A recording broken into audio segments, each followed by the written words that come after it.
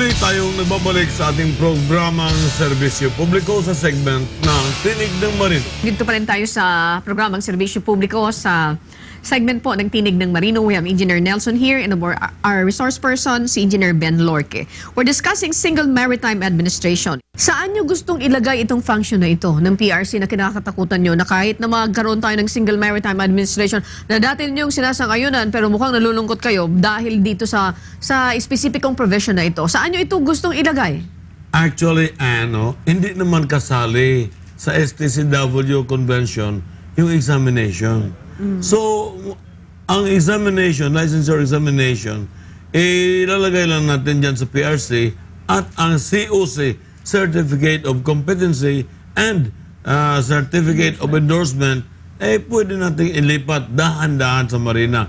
Pero hindi sa ngayon dahil sobra ang problema San Caterva, no? Ang problema sa Marina na hindi pa nila bigyan, kaya bigyan ng solusyon. So you don't necessarily oppose this. Correct. Ang sinasabi nyo na lang ay pwede ito but not this time na hindi pa handa. Okay, do you share the same opinion, Engineer Lorque? I share the same opinion with that because Republic Act 8544 is a law that gives PRC the function to give the board examination for Marine Deck and Engineer Officer. So, sa nabanggit ko kahit doon sa mga dialogue that the Executive Order 75 cannot suppress Republic Act 8544. Ngunit kung itong batas nito na Single Maritime Administration ay talaga maging batas na at hindi na harangin, hindi na maharang. So, we have nothing to do with it. Unless na sabihin na lang natin na ang examination is hayaan mo lang sa PRC dahil hindi naman sa kasali sa STCW Convention or STCW Certification, Certificate of Competency at saka Certificate Endorsement lang naman ang kailangan ng STCW. So our presumption is after passing the examination given by Professional Regulation Commission, so, i-recognize na lang sila ng Marina at doon i-issuehan sila ng Certificate of Competency and at the same time, Certificate of Endorsement. So, sa ganun, ang trabaho sa Marina, mabawas-bawasan. Hindi yung idagdagan mo ng examination dahil sa pagbigay pa lang ng examination, masakit-sakit naman gagawin yan. Okay. So, pabayaan na muna yan dyan sa PRC because talking about Single Maritime Administration, considering that Single Maritime Administration ang gusto natin mangyari, pero kung tutusin, hindi pa rin ito matawag na Single Maritime Administration dahil ang Maritime Labor is still under the function of DOLE. Okay. So, ang question ko doon, if they say that the transfer of PRC function to Marina is a valid argument, anong tingin mo doon sa function ng DOLE nga hindi na transfer sa Marina, invalid argument? Okay, teka muna. Ako nagtataka lamang, yung mga proper person to be consulted, were not consulted.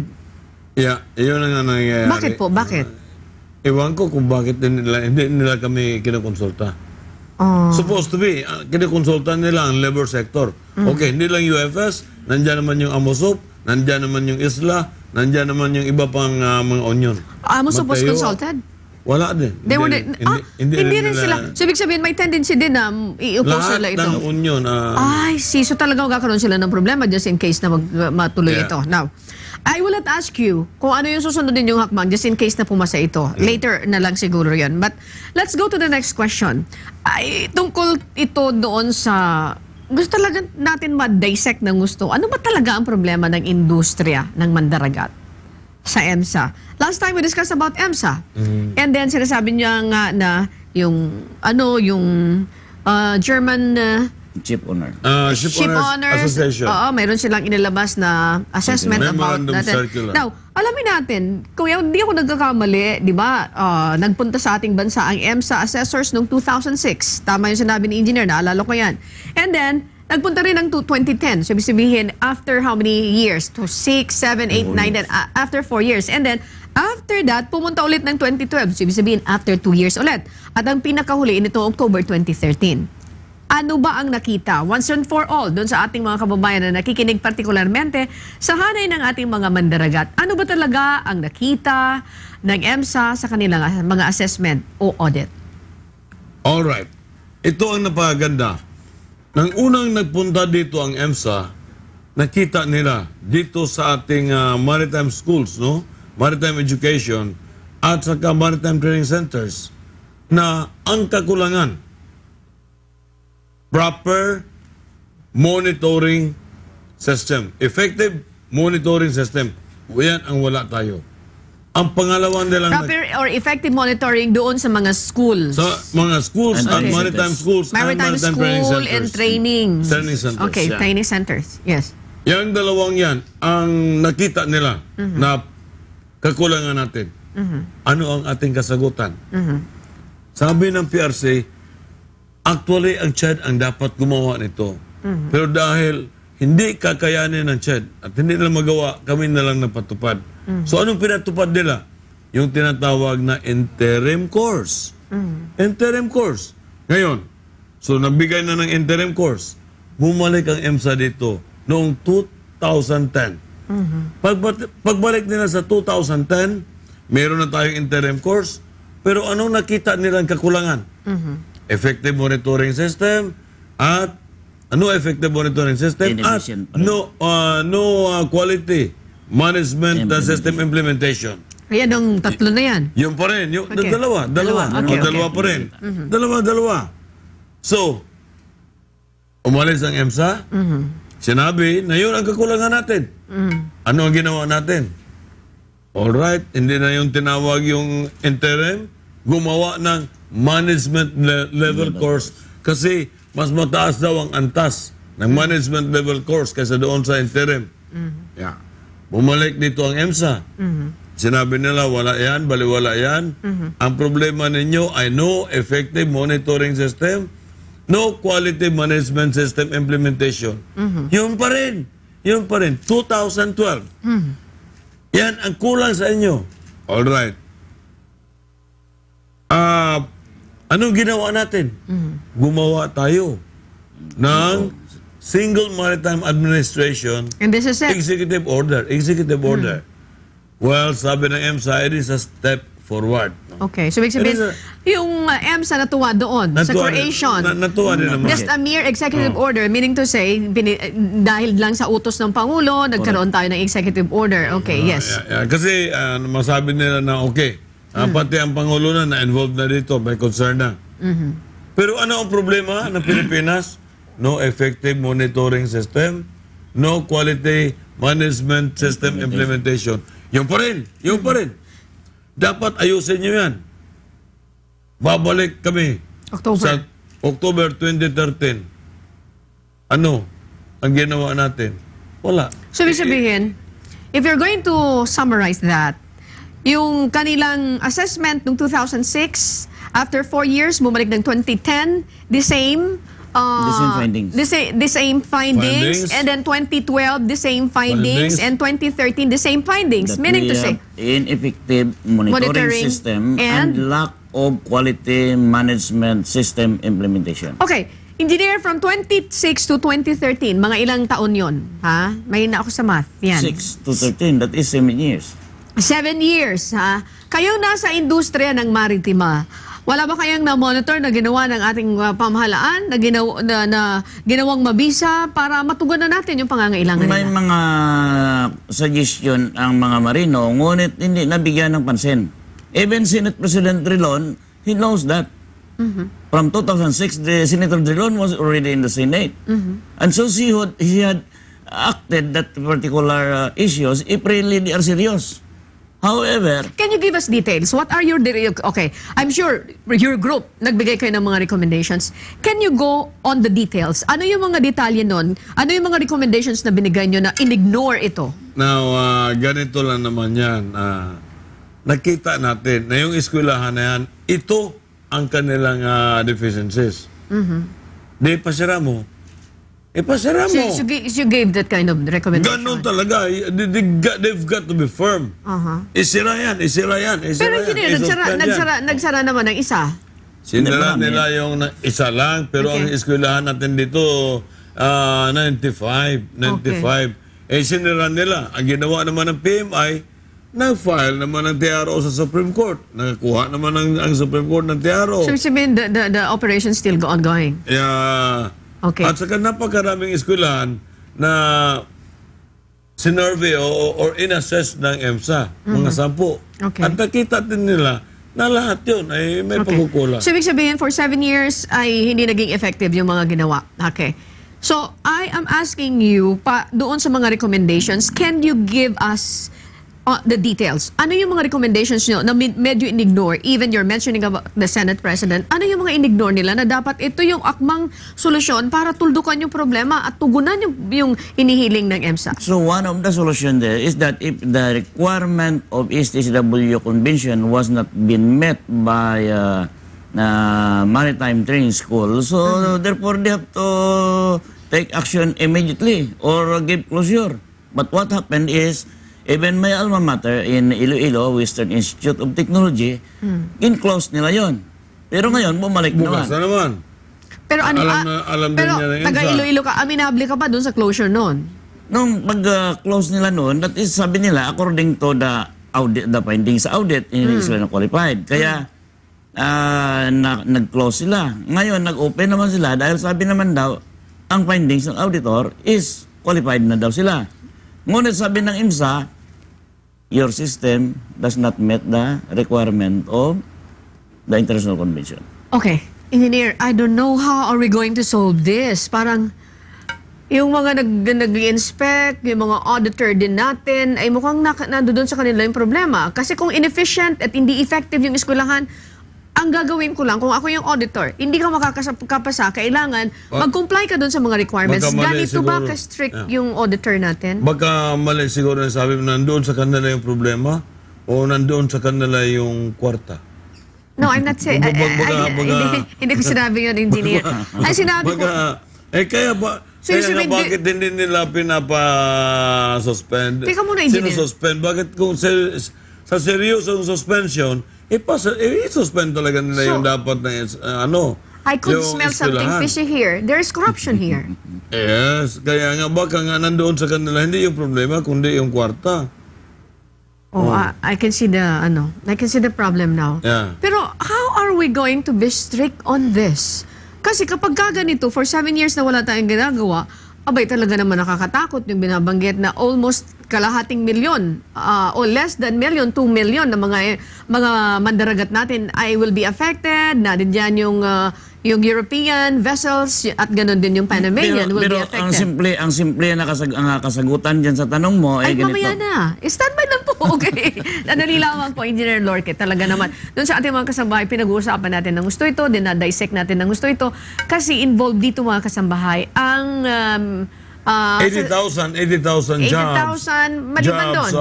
80,000 jobs of Ng Filipino ating mga- seafarers Sa Europe. sailing on board European vessels. Okay, stand by for a while. We will be back after this few reminders.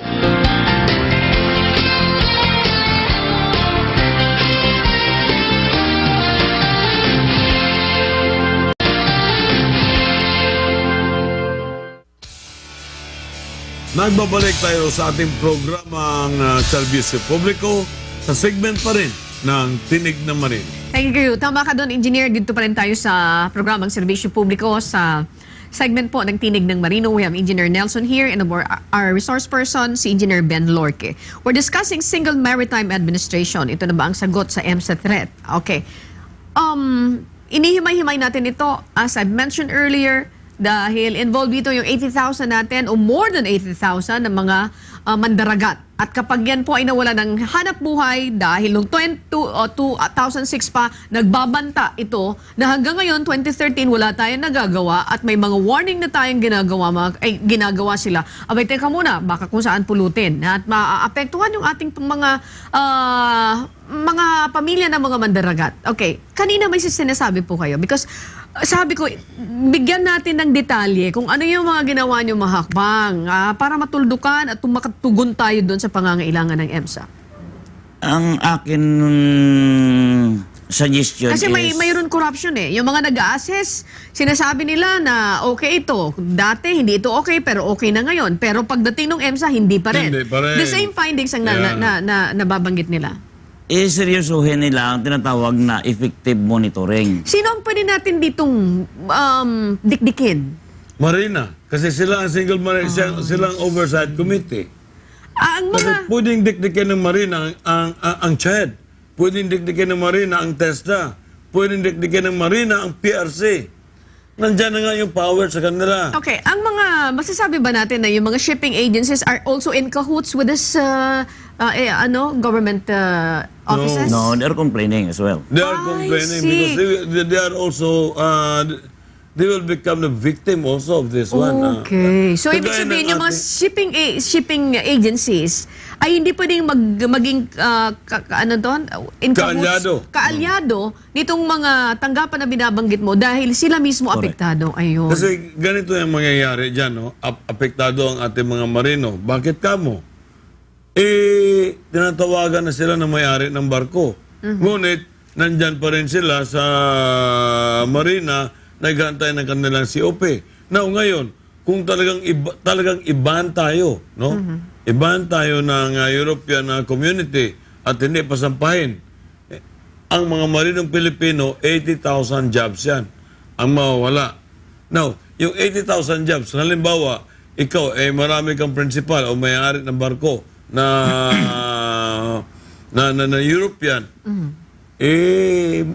bangkarote ka, wala ka ng negosyo. Pero ang maganda dito sa issue ng ineffective monitoring system, ang STCW, hindi mahirap iunawain yan. Kumbaga naintindihan ng marinong Pilipino, siguro ang mga namumuno dito sa ating bansa ay hindi sila hirap mag-unawa. So, simple na lang. Kung hindi i-comply ng isang eskwelahan o maritime school ang requirement ng STCW or IMO Convention, ganon din ang training center, automatically, wala nang patawad, isara. So, pagdating doon, how we could provide quality management system implementation, so kung ano nakalagay doon sa kanilang safety management system, talaga sundin nila. Hindi yung, ay, nakaligtaan natin yan. So, this is Filipino style. Philippine style. Ganun pa But rin. now the involved here is European people. The Filipino, I mean, Yes, who are been... Yung style na to, Filipino Philippine style. style. Ang problema natin, European. kung ito ay kapwa mo Pilipino ang transaksyon mo, maaari kang lumusot. Maaari. But the mere fact that you're dealing with the European people, European Maritime Safety Agency, Yes. iba yan. You are in Kumbaga kung sa trouble. oras, ang alas 12 sa atin, kung sa tayong mga Pilipino, pwede tayo lumabas doon alas 3. Pero kung European ang kausap mo, pag sabi niya alas 12, kailangan alas 12, nandyan ka. Okay. Engineer, again, doon sa mga kababayan natin na nanonood, anong pwede mong sabihin sa kanila?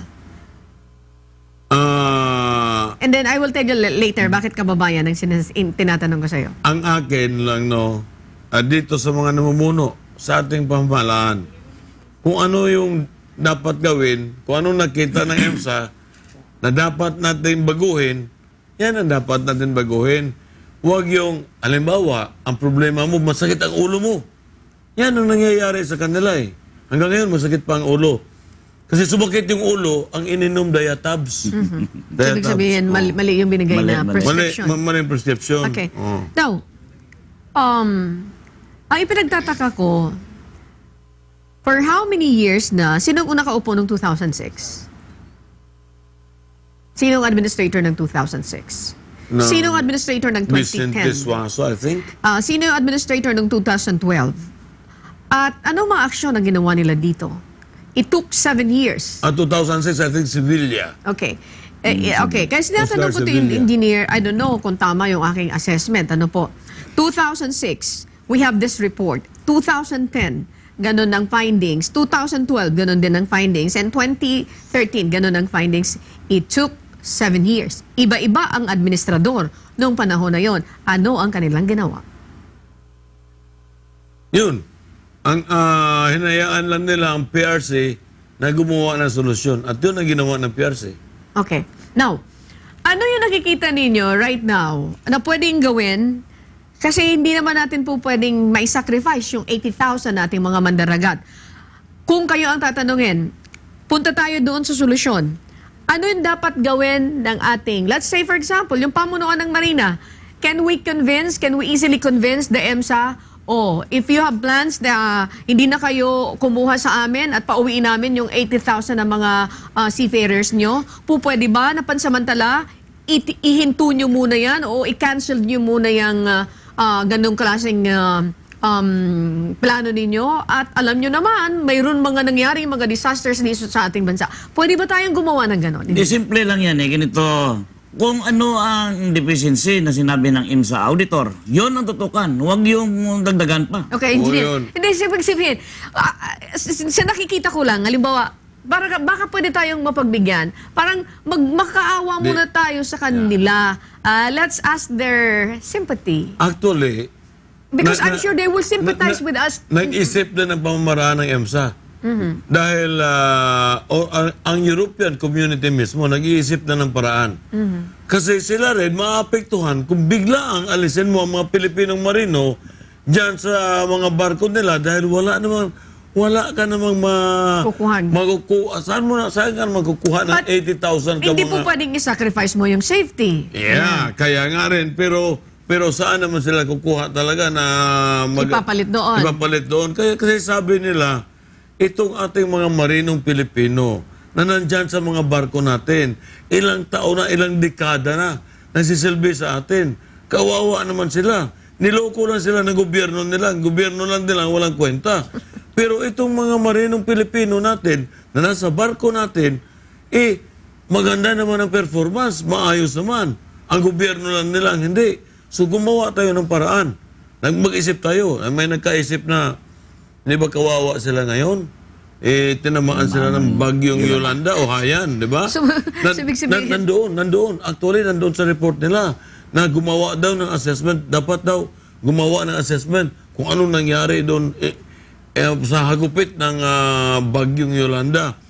Kaya, ilagay doon kung ilang mga marino ang nawalan ng bahay. Nawalan ng bahay. So, ibig sabihin, engineer, bagamat, I don't know kung anong tawag nyo dito sa akin, naglaro lang yung isip ko na since they are serious with their threat, seryoso sa kanila, sa banta, sa atin, pumasok sa isip ko na baka po pwede tayong magmakaawa muna sa kanila. Naawa na ba? Sila ang unang naawa. Sila ang unang naawa kaya ipaserve nila. Pero dapat i-formalize natin yung letter na yon to the EMSA na pwede bang pagbigyan nyo muna kami? Yan ata ang ginagawa ngayon ng Marina. Yan ata ang ginagawa ng Marina na parang, this is out ito of sympathy. You sympathize with us because daling tayo sa disaster. Awa na lang. Ayun. Kasi siguro, para sabihin naman ng European ship owners, no, na they're very inhuman. Sobra ka naman, sadista naman kayo masyado. Nakita nyo na nga na ang mga bahay ng mga marinong Pilipino na sinalanta ng bagyong Yolanda. Ngayon papatawan pa ninyo ng ganito, suspension. Tapos, hindi na mawawalan pa ng trabaho. Wala na ba kayong puso? Ngayon, pinapakita nila na may puso sila. Okay. Well, I think nakita ko yung bunga ng simpatya nila. Kasi sinabi nyo na nga, na nag-sympathize na nga Mayroon na palang letter na ipadadala doon. Abay, nagkapantiyap yung aming pag-iisip. Anyway, ito engineer, ako narinig ko si Engineer Lorca na nagsasabi, regardless kung ano yan, we have to be firm. Ganon din kayo. Regardless kung ano yan, dapat maging firm tayo doon sa ating compliance doon sa pinatutupad ng EMSA because you cannot sacrifice, you cannot compromise safety. Correct. Hindi mo pwedeng i-compromise yung safety, mga kasambahay. Hindi ito Pilipinas. Ang Filipino seafarer, they are competent as far as competency is concerned.